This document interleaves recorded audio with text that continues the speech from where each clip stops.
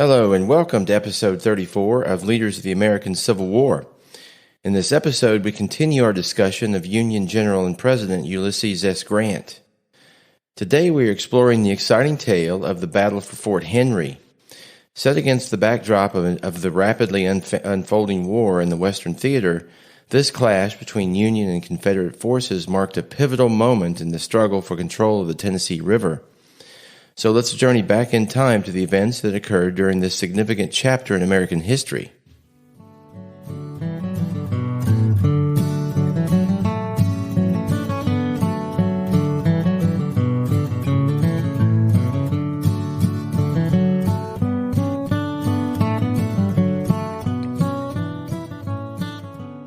Following the battle at Belmont, Missouri, the men were in fairly good spirits, all things considered. A man in the 8th Illinois admitted that the whole retreat had been little better than a rout, but he said that most of the soldiers were laughing and joking as they boarded the steamers for their trip back to Cairo. They felt that they had somehow won a victory and done a great thing, even though it had been a tight squeeze at the end, and they were proud that they had at last been through a battle. On the trip back, Grant dined with his officers who were very animated and engaged in a lively conversation about the battle. However, Grant was silent at the head of the table, which one officer thought was cold and indifferent, but on further reflection, he related that this was actually the difference between a real soldier and amateur soldiers. As a result of the battle, the Confederates abandoned Belmont, which indeed advanced Grant's strategy of clearing out southeast Missouri of rebels. The New York Times saluted Belmont as a victory, stating, quote, "In high degree creditable to all troops concerned in it, and the success of the brilliant movement is due to General Grant," end quote. This was Grant's baptism by fire and helped remove any doubts Grant may have had about himself.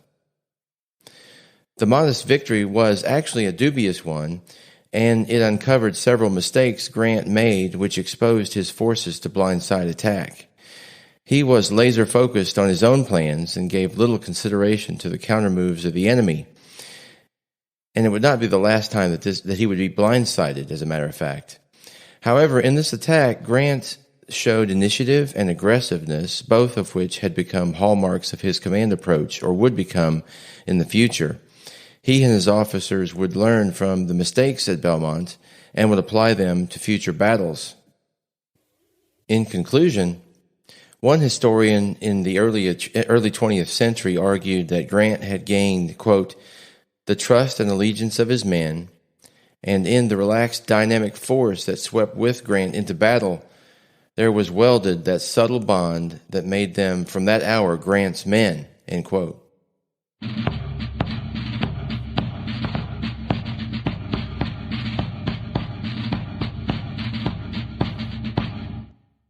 Meanwhile, Grant had heard nothing from his boss, John C. Fremont. This is because after Belmont, on November the 19th of 1861, Fremont was removed and replaced. He had fallen victim to corruption allegations and to Lincoln's displeasure with his premature Emancipation Proclamation.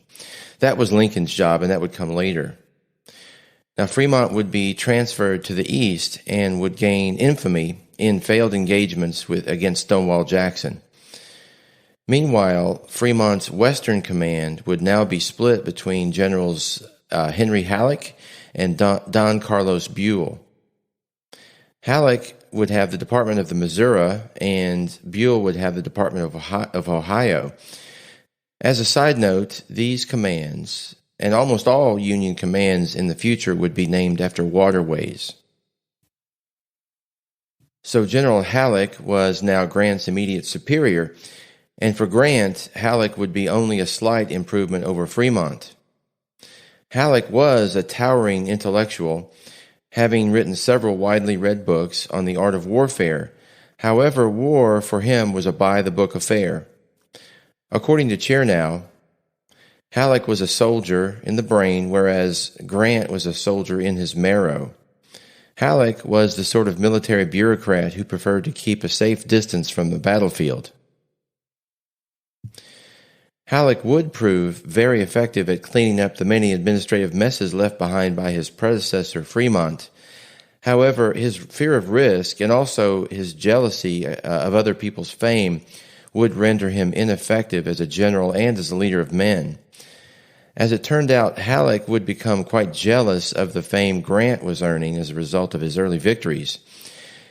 And on more than one occasion, Halleck would do his best to sideline Grant by spreading rumors in Washington that Grant had been drinking. These efforts usually backfired. Well, we will spend quite a bit of time on this pivotal relationship going forward. And crucially, we will explore Grant's relationship with his wife, Julia, on a different note. Now, Julia was indeed the most important person in Grant's life.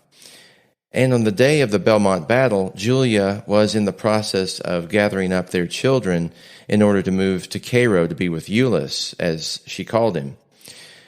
When they finally arrived, Grant met them at the station and was overjoyed to finally be reunited with his family. He relied on Julia and his children for support, and they would be with him in the field off and on for the remainder of the war. Now, Julia was not fond of Cairo.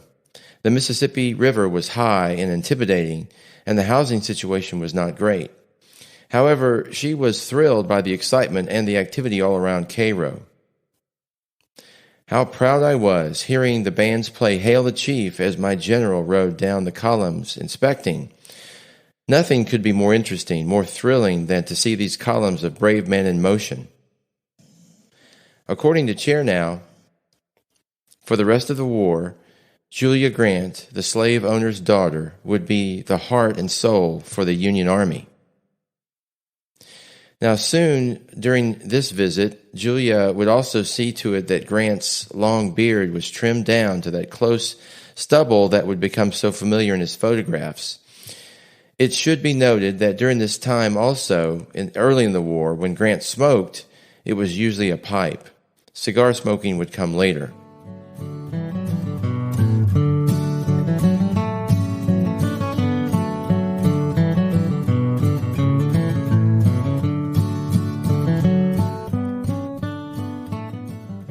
It was about this time that Grant started to focus on the problem of corruption in his district.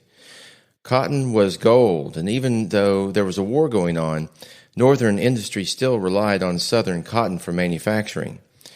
So the illicit trade of the commodity was rampant, and everyone wanted to get rich off the trade.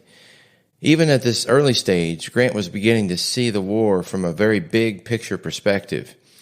His men were in a foreign place, risking their lives to keep the country together, and the idea of speculators and traders coming in to get rich off their efforts was abhorrent to him. But his greatest concern was that his men and officers would get distracted and caught up in the get-rich-quick cotton fever as well. This had to be stamped out aggressively to ensure his force remained intact and effective. And importantly, Grant's own father, Jesse Root Grant, would get caught up in cotton fever, and this would put a great strain on their relationship. In fact, Jesse's involvement would have a lasting, unpleasant effect on Grant's life, as we will discuss further. The illicit trading would become a major focus in Grant's time and effort over the next couple years. Much of Grant's time was spent on this and also on the matter of corruption and profiteering by military contractors. He crusaded against such contractors who had supplied his units with inferior uniforms and muskets that did not work. He canceled many overpriced contracts, which often added up to 30% of the prices paid by the government for certain items. This practice of stamping out corruption made him an enemy to some important people who had friends in Washington. As a result, charges were leveled against Grant for drunkenness and debauchery in the field, which would be circulated about Washington. This wasn't the first and would not be the last time that rivals and enemies would attempt to discredit Grant using the drinking argument. That's not to say that Grant didn't have a problem with liquor. He did. But it did not appear to have affected his performance as a general in the field. And with that in mind, it's a good time to discuss another of the most important people in Grant's life. This is his closest advisor and aide, John A. Rawlins. Rawlins had been a lawyer in Galena, Illinois when the war broke out. His fiery speeches right after the shelling at Fort Sumter electrified Grant and all those listening in Galena. Rawlins' father had been a hard drinker who abandoned his family in search for gold in California. As a result, the Rawlins family struggled to survive, and from a young age, John Rawlins considered alcohol an abomination because of its effect on the people in his life. In fact, before agreeing to join Grant's staff, Rawlins demanded and received a temperance pledge from Grant. This was due to Grant's previous reputation with alcohol.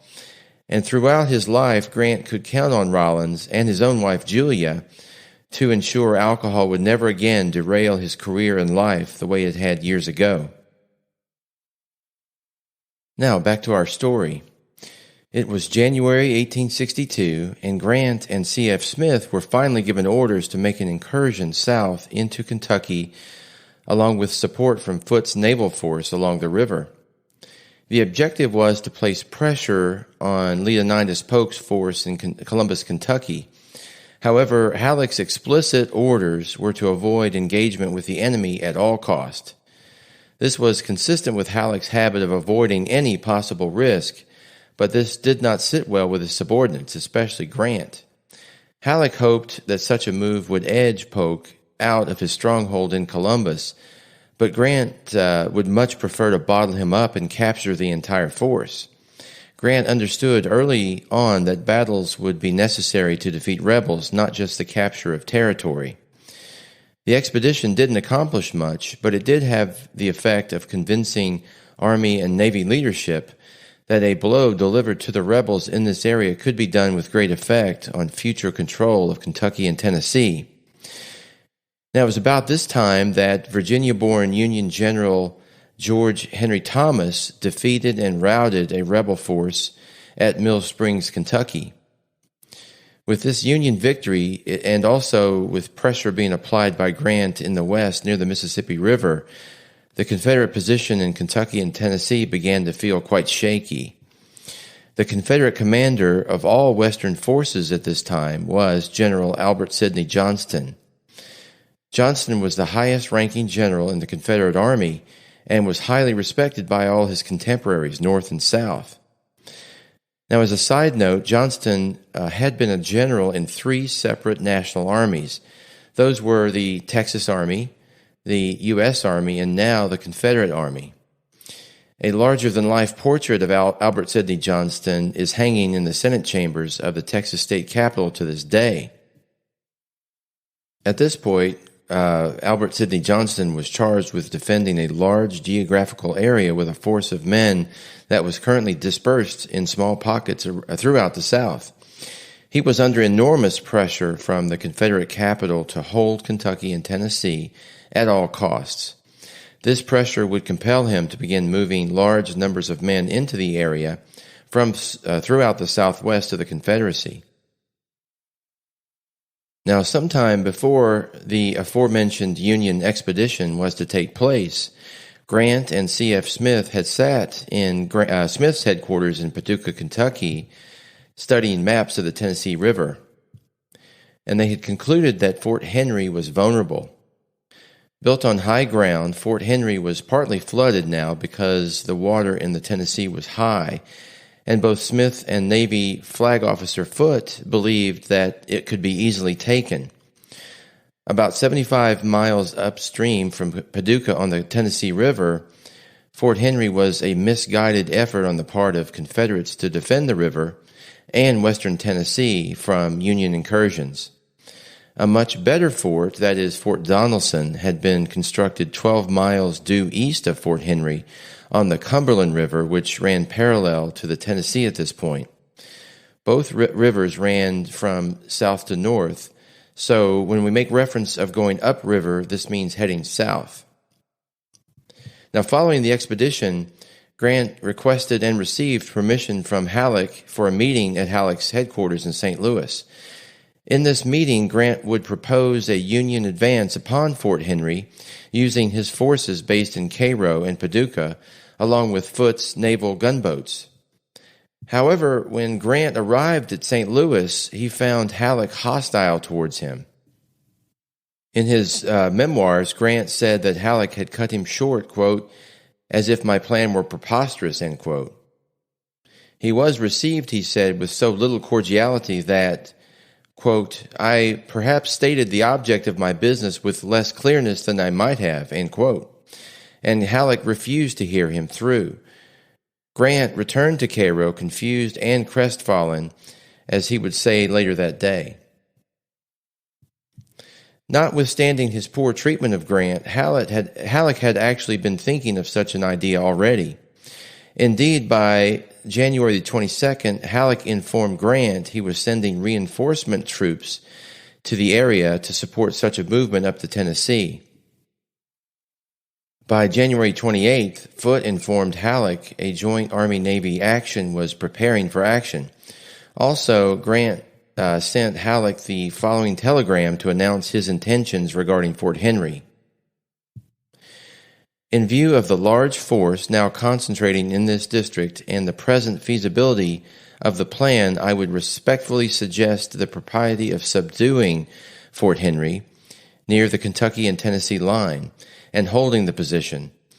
If this is not done soon, there is little doubt that the defenses in both Tennessee and Cumberland rivers will be materially strengthened. From Fort Henry, it will be easy to operate either on the Cumberland, only 12 miles distant, Memphis, or Columbus. It will, besides, have a moral effect upon the troops to advance them toward the rebel states.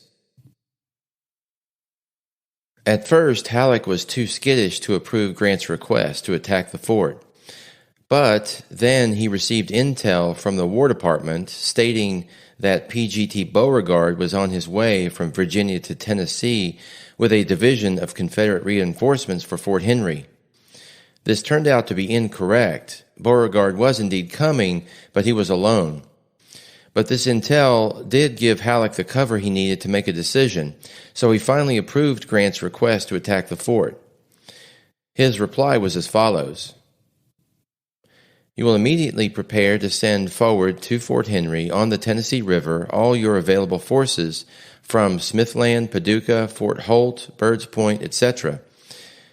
Sufficient garrisons must be left at these places against an attack from Columbus. Continuing on, Halleck warned Grant that the roads were bad and directed his troops and the supplies should come by boat under naval convoy. Fort Henry was to be, quote, taken and held at all hazards, end quote.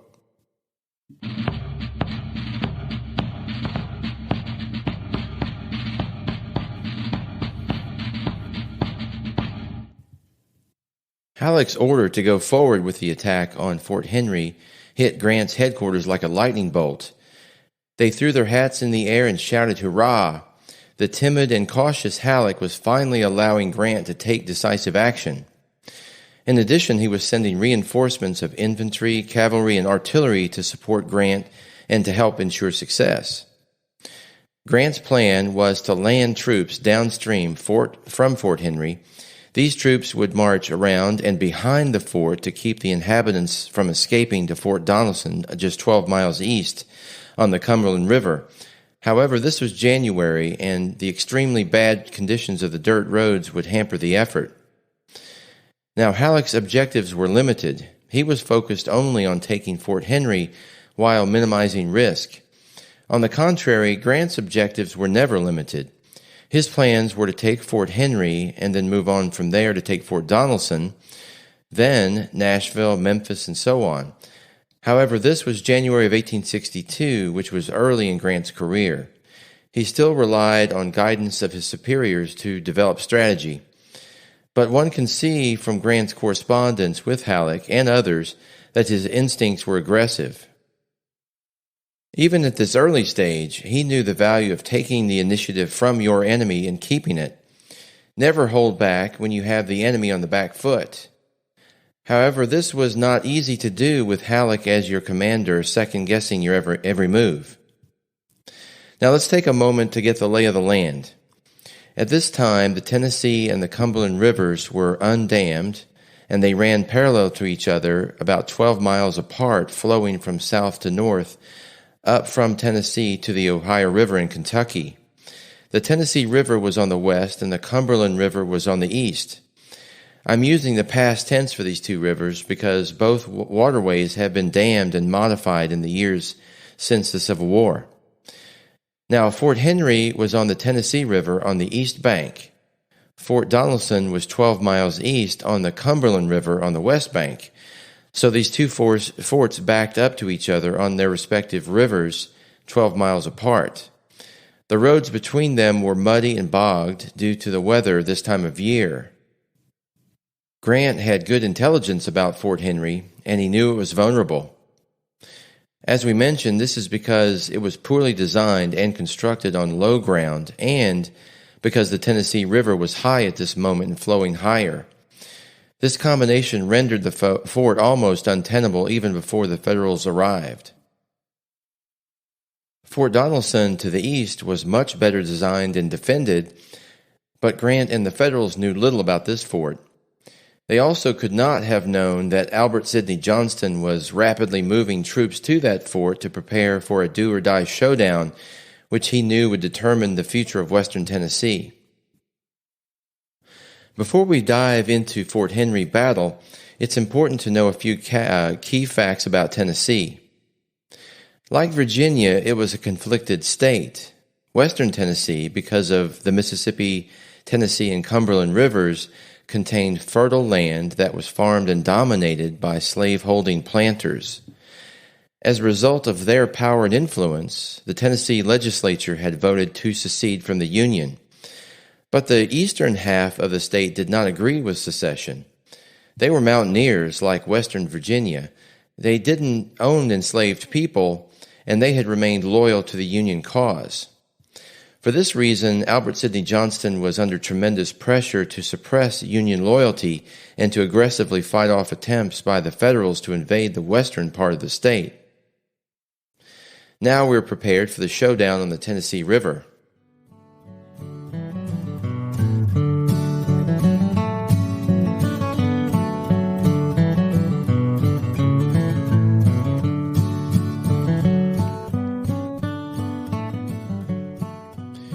It was a rainy morning on February the 3rd, 1862, when Grant set off up the Tennessee River from Paducah towards Fort Henry.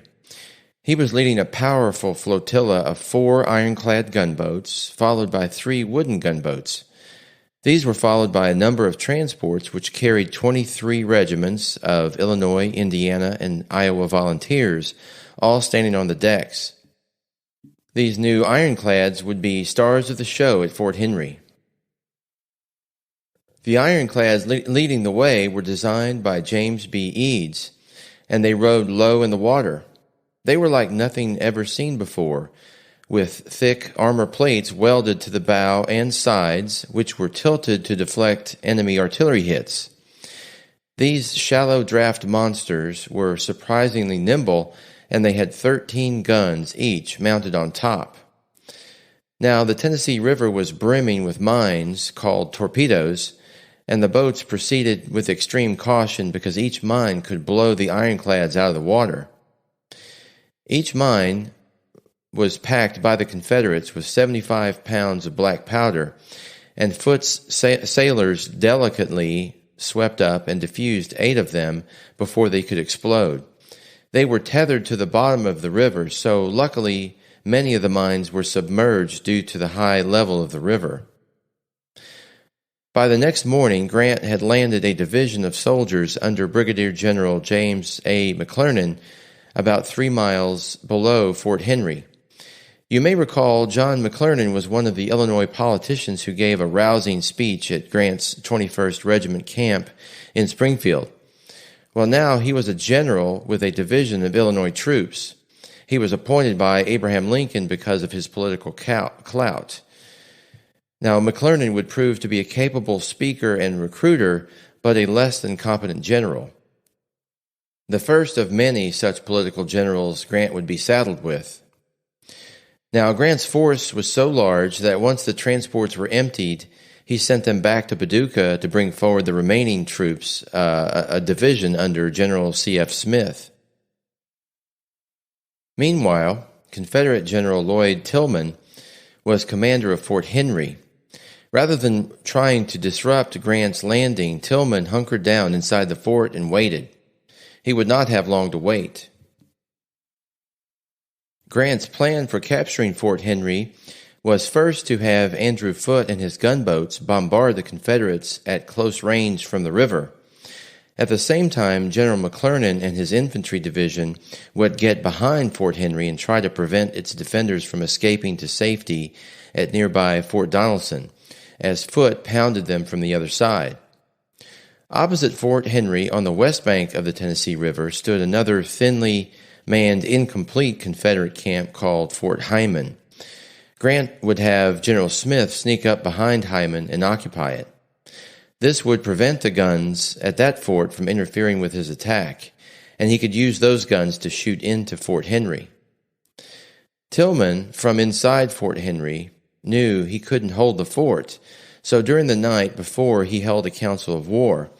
It was decided that he would stay with enough of a force to man the big guns, and the rest of his men would escape across the muddy roads to Fort Donelson on the Cumberland.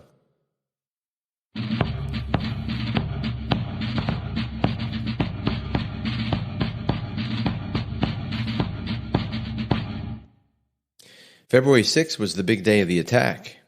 At 11 a.m., McClernand's men took off, floundering along muddy roads to take their assigned positions behind the fort. Smith got his men moving forward, and around noon, Foote's gunboats raised their anchors and steamed upriver to open fire. Foote's 7 gunboats closed up on the fort and fired their guns methodically so as not to waste efforts and ammunition. As they moved closer, their fire became deadly accurate.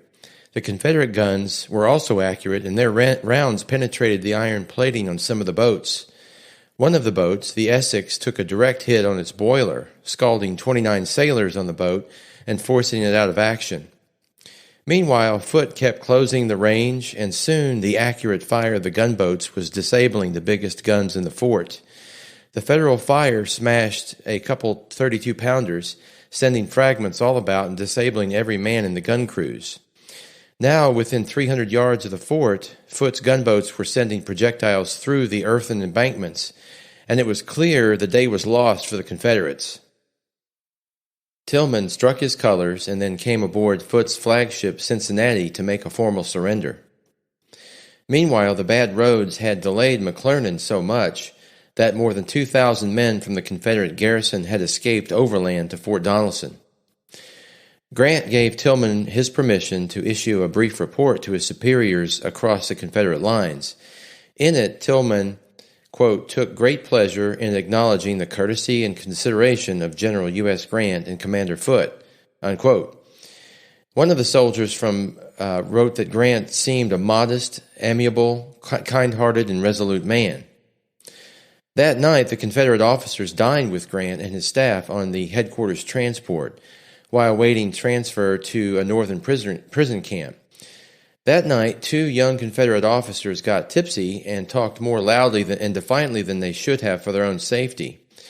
An older Confederate officer noted that Grant had them quietly escorted to a cabin until they sobered up, explaining that he did it simply because he was afraid some equally tipsy Union officer might make trouble for the men. Grant and Foote had worked well together, and they understood one another. There was no inter-service jealousy which might have plagued their efforts. This fact set the stage for many harder-fought victories that would take place in the months and years to come. Once the forts were officially surrendered, Grant established garrisons at Fort Henry and incomplete Fort Hyman. He ordered the bulk of the troops to be transferred to the east bank of the Tennessee and sent the following wire to Halleck. Fort Henry is ours. The gunboats silenced the batteries before the investment was complete. I think the garrison must have commenced a retreat the last night. Our cavalry followed, finding 2 guns abandoned in the retreat. Then, without reflecting too much on the matter, he added a sentence that historians believe would be one of the most momentous of the war. I shall take and destroy Fort Donelson on the 8th and return to Fort Henry. Now, to the cautious and slow Halleck, that statement from Grant far exceeded his planned objectives. However, Halleck would now have no choice but to give Grant his permission to attack Fort Donelson after that statement was made. This is because Grant's statement was also being read in Washington, and their expectations were on the rise after this important victory at Fort Henry. Ultimately, this seemingly insignificant statement would convert what started as a limited offensive into what would become a full-scale invasion of Tennessee. However, at the time, neither Halleck nor the Union brass in Washington knew just how strong and powerful Fort Donelson had become, and assumed Fort Henry was the more powerful of the two. We shall soon learn the truth as we get into episode 35 next time. In closing, Grant's leadership style during the battle for Fort Henry was marked by a swift and determined advance. His planning, combined with bold execution, was unique among Union generals and resulted in a significant win for the Union. The fall of Fort Henry provided the Union Army with a strategic advantage in the region and set the stage for important future victories. Did you enjoy the podcast? If so, please take a moment to rate, review, and share the podcast. Also, send any comments or questions you have to leadersof1865@gmail.com. Meanwhile, join me next time for episode 35, in which we will continue our discussion of General Ulysses S. Grant.